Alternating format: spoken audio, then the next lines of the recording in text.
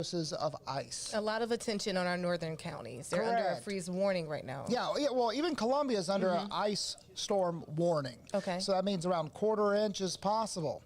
So anytime you get around a quarter of an inch, that causes problems with power lines and trees coming down. So even Calhoun County and Sumter County, you guys are in on that warning as well. And we'll show you that all in just a bit. But we've got somebody out there in the cold, Newberry, right? Yes, Newberry. We know that there are a lot of resources headed there because of the ice storm. That's where we find our Nick Neville, who is in front of the Tractor Supply after getting warm at Cookout there, Nick. What's happening there in Newberry? I see that umbrella just swaying in the wind.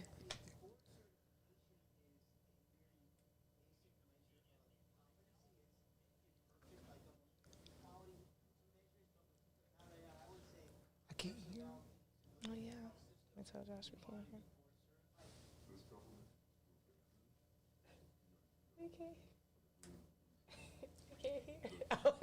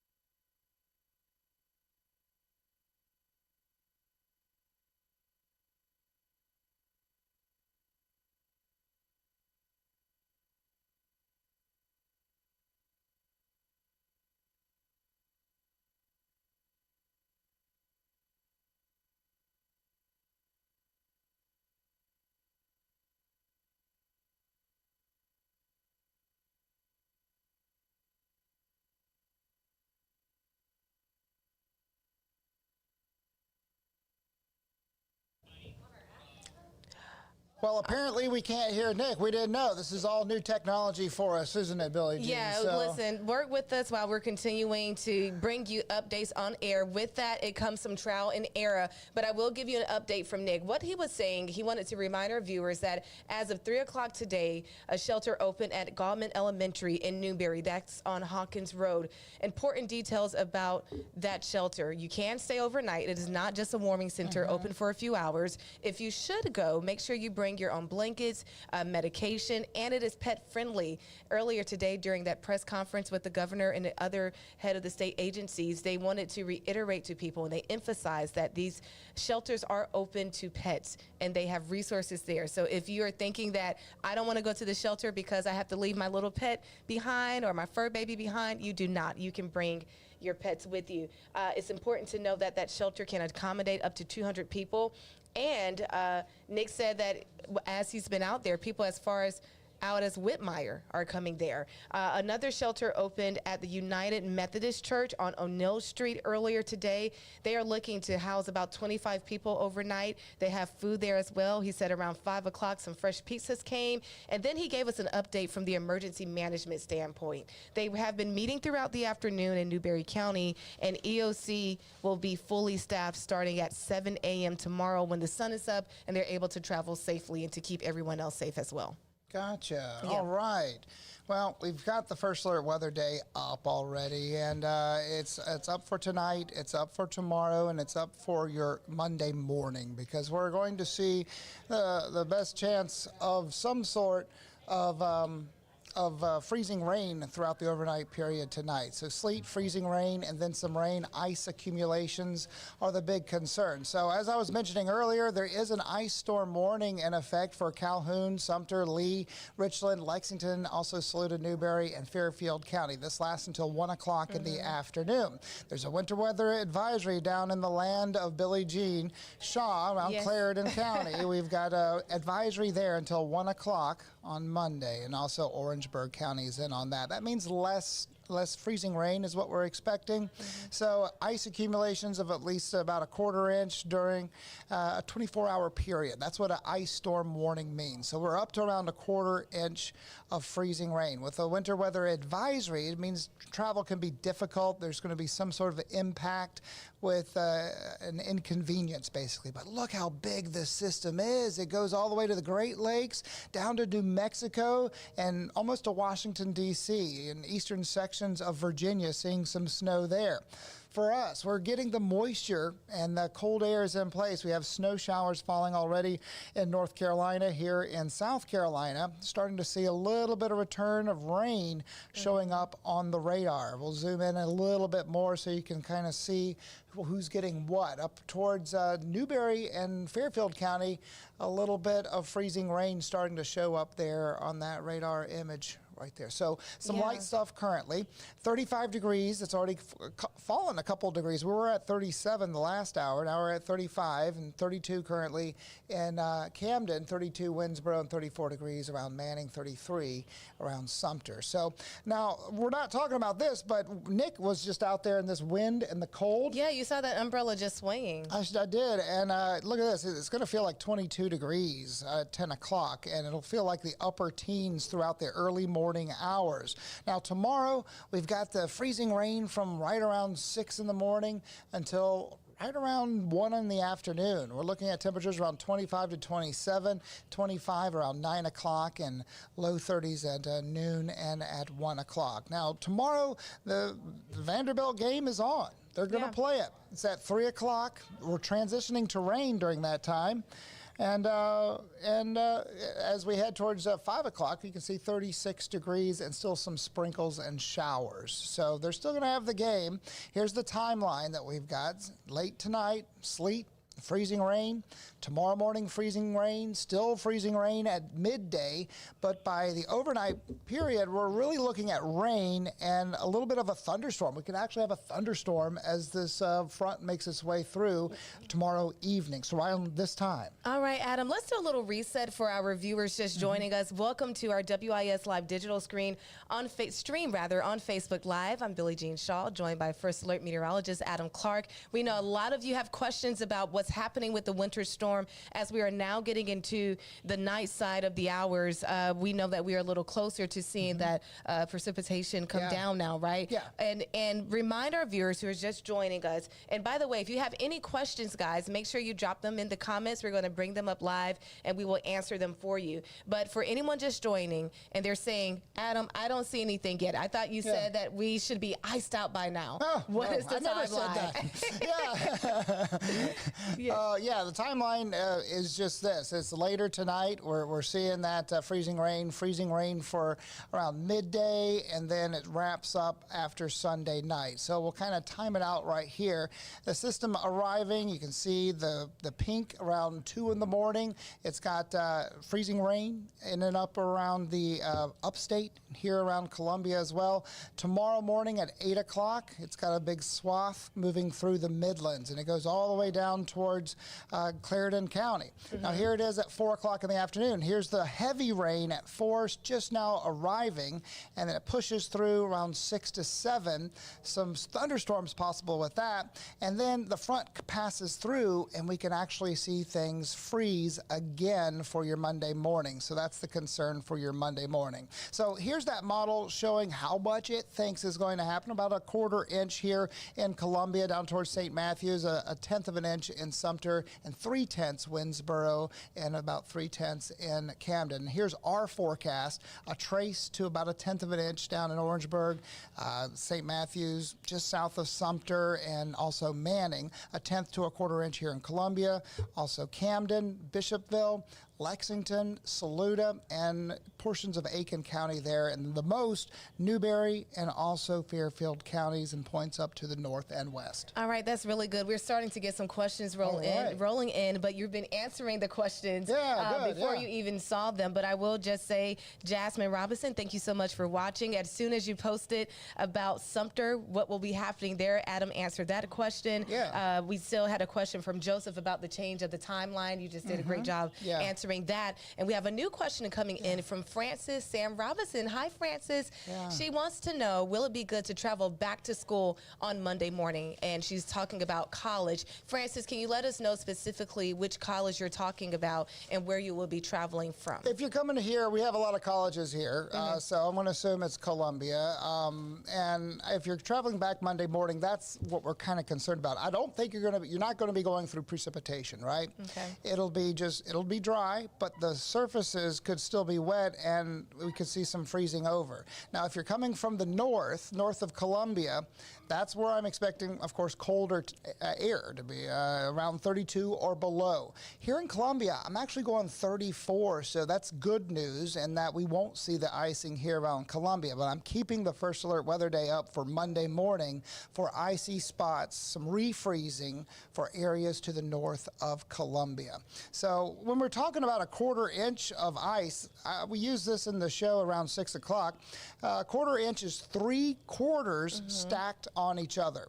That's a good example. That's really a good visual, because when we start talking about numbers and decimals, people are like, what is that? But if you take a look at this picture, this really gives you an idea, Adam. And imagine that on a power line, a little skinny power line. It adds a lot of weight to the trees and to the power lines, and the trees fall on the power lines that are already heavy. So it just compounds with all of this, this activity. So that's what we're watching out for. And our chance of precipitation for tomorrow morning, 80% at 5 and at 6, 60% chance at 7, and 50% chance of this freezing rain around 8, 9, and 10. So it looks like the heaviest will be in the early morning from 5 to 6 in the morning there for you.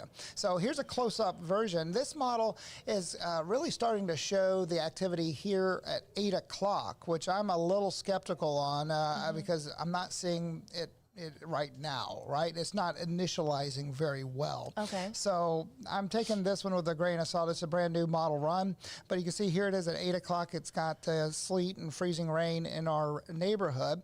Sleet is actually in the purple, and the pink that you see there, that's freezing rain. This is at 1 in the morning.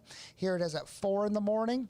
And then as we head towards 10, you can see some spot showers here and there kind of making their way through. And then a little bit of rain around 3. We're starting to warm back up a little. Here's that heavy rain at 6 in the evening, even a thunderstorm possible. Showers at 9 o'clock, and then we're dry by 1 in the morning there. So there you go. And we're getting some more questions coming in, guys, and I'm going to make sure we get to all of them. First, let's go to Jasmine Robinson's question. She says she's praying for everyone to stay safe, but she's asking, are we still under a state of emergency? The answer is yes, Jasmine.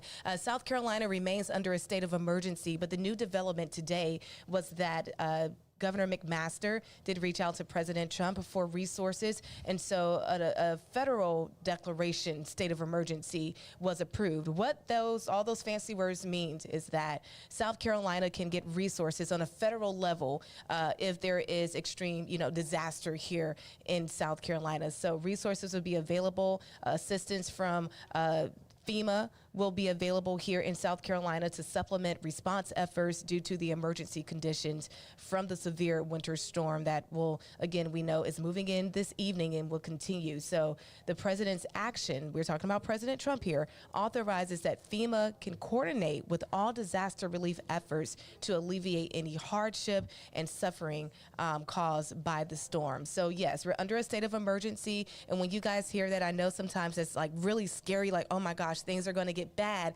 But what officials have to do, what they're doing when they declare those things, is making sure that we're not only getting resources on a statewide level for all the counties that will be impacted, but now also there's federal resources available as well. So, Jasmine, thank you so much for that question. I'm pretty sure other people have that same question. Adam, people are asking more specific about areas such as Pillion in the Lexington area. What's going to happen there? About a tenth to a quarter of an inch. Yeah, they're in that same area that we are here in Columbia. And I also wanted to show this, your hourly forecast for tomorrow. This is in the evening as that warm front or that cold front comes in. And we're looking at 90% chance at around 8 o'clock, 100% chance at 9. And then look at the temperature. It's up there at a 40, so that's great news. Okay. And then we drop as the front passes through down to 36 by 8 o'clock. And some areas could get down to that freezing mark as we head into the early morning there. So preparing for a winter storm, you got to dress in layers, coat, hat, gloves, scarf, 3 layers at least, all right?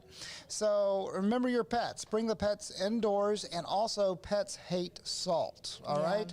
It's bad for their paws. It makes it super cold, and they'll lick it off their paws, and it's not good for them. It is irritable for them. Yeah, it is. It is. It makes it, have you ever made ice cream before? Yeah. Homemade ice cream, you put salt with the ice, it super cools it, right? Yes. That's why we do that. That's the little reaction that happens. Yes. And that's what's happening on your pet's foot. So if you have a back porch, just use sand. Sand would be a good thing. Protect your pipes, wrap exposed outdoor pipes, because our temperatures are going to be dropping as we head throughout the next couple of days, especially Tuesday morning. We're down to 18 degrees. Yes. Yeah. Ooh, it's going to be so chilly. So cold. Yeah, and we want to remind people, too, that this storm, power outages, that's something that officials are constantly reminding you about. If you tuned into the presser earlier today that Governor McMaster held with the head of the state agencies, they talked about that, Adam. They have crews that are prepared, coming from as far as Canada,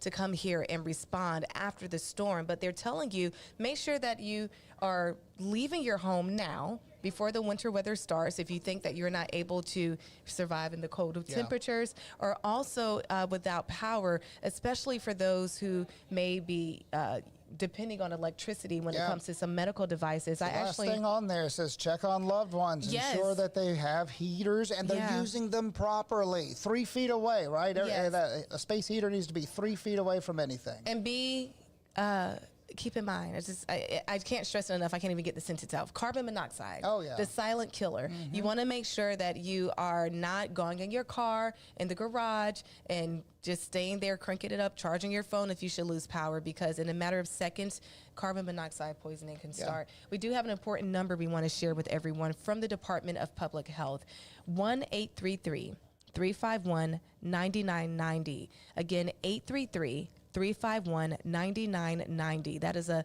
emergency number from the Department of Public Health for people who have any medical needs or any concerns during this winter storm. If you're unable to make it out of your home, if you need additional resources, that's a hotline that you can call that will be available 24/7 in case you are experiencing any trouble with your medical devices and power or anything else when it comes to medicine. Would you like to know why bridges freeze first? Absolutely. A good scientific fact, sure. Okay, so we've got both surfaces are gaining heat throughout the day, right?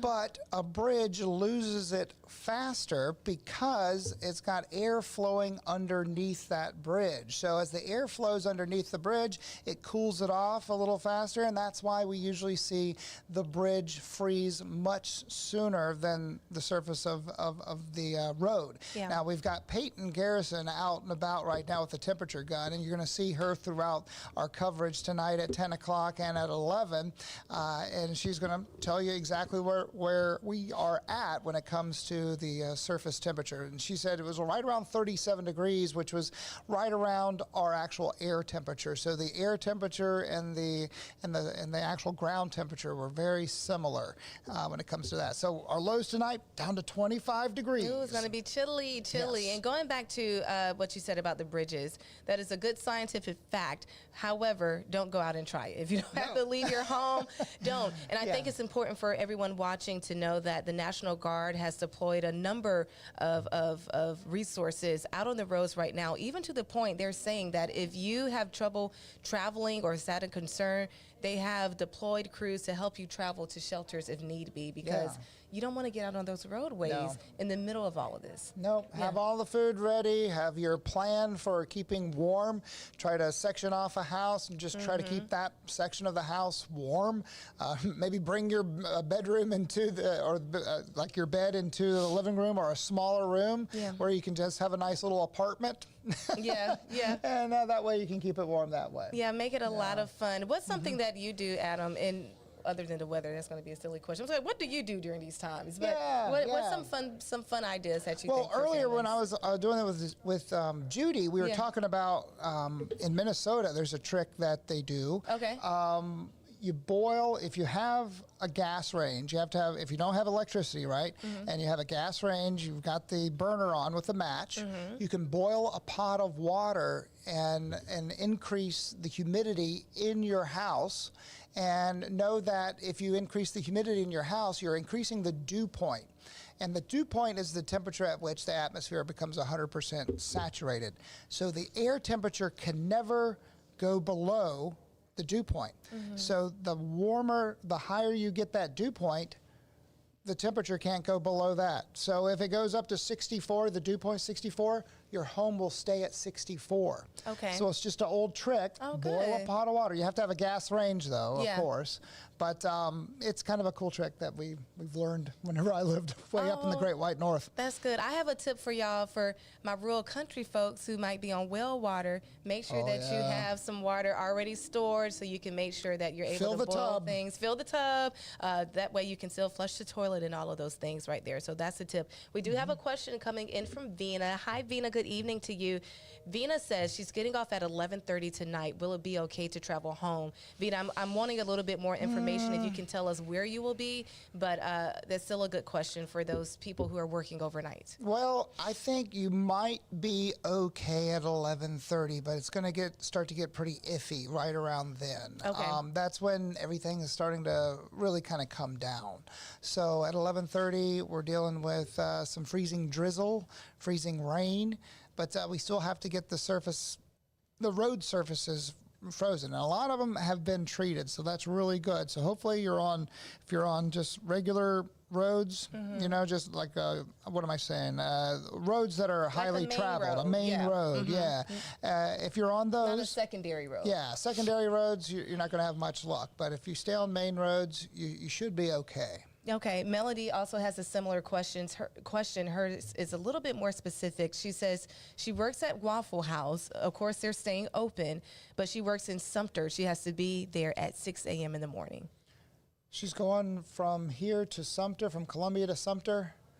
Okay, that's not going to be great. I don't like that at all. Okay.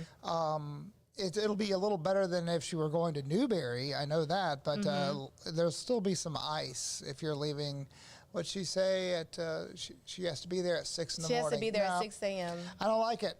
And there's a Waffle House index, you know? Yeah. If Waffle House closes, you know that things are really and that's bad. a real thing. It really is. Yes, yeah. I know So people made that joke, but that's a real thing. It's real. They've got a company policy, and like everybody kind of watches them. Like, all right, is this thing real? Yeah. If Waffle House closes, you know it's real. Yes. We also have a question from Joy. She says she's traveling from Manning to Sumter at 7 a.m. Manning to Sumter, 7 a.m. A little dicey. Okay. Yeah, I mean, a trace to 1/10 of an inch. So that's what we're worried about, Joy. Yeah, I don't like anybody traveling tomorrow morning at all. Yeah, be careful. Be careful. I know Let's some make people. that blanket statement. Yeah. All right, tomorrow morning, that's the worst. Yeah. Worst time for us. If it's going to happen, that's when it's going to happen. All right. I just showed you the model there around 7 to 8 o'clock. It has it kind of coming down the most during that time. You guys be very careful. I'm seeing a lot of questions about traveling now. I know that some people have to work, but if you possibly can travel now. That would be a good idea to stay Yeah. in that area so you don't have to go far. So if you can make accommodations, that would be really good. Let us know too. We've been talking about what's going to happen with the weather, and Adam and the First Alert Weather team have been doing an amazing job keeping us updated. But I said this earlier with Vaughn. I asked this question: if anybody has any suggestions for the families that are gathering together, some fun activities, drop them in the comments. You may be helping someone else, especially the new parents out there experiencing a winter storm for the first time, keeping those little ones entertained. I know back here at the newsroom, we're eating a lot of pizza. We've got stacks and stacks of Stacks and pizza, stacks, all yeah. different types. It's wonderful. Yes, it's really, really fun. But continue to keep those questions rolling in. We're going to take a quick break right now. We'll join you back here during the 8 o'clock hour. We want you to know that our crews are spread out all across the Midlands. Our Nick Neville is in Newberry. Our Lena Allen is traveling in the northern Richland County parts, actually speaking with the National Guard and about their crews there. Our Peyton Garrison is in Lexington County. Yes. Peyton will be Near doing Lake Murray. near Lake Murray in the field forecasting. So we'll be checking in with her as well. And of course, Judy, Greg, Vaughn, Adam, and myself, we're holding things back down here in the studio along with our amazing team who you don't see. You may see some of them at their desk right now working extremely hard. Our editors, our assistant news director here as well, all of our people in the control room, making sure that we're working hard around the clock to get you the Everybody's latest. here, and we're going to have an elongated show at 10 o'clock. Instead of just a half hour, it'll be an hour. Yeah, okay, So, good, yeah. good. So you guys make sure you tune in, continue to drop those questions, and we'll see you back here around 8 o'clock.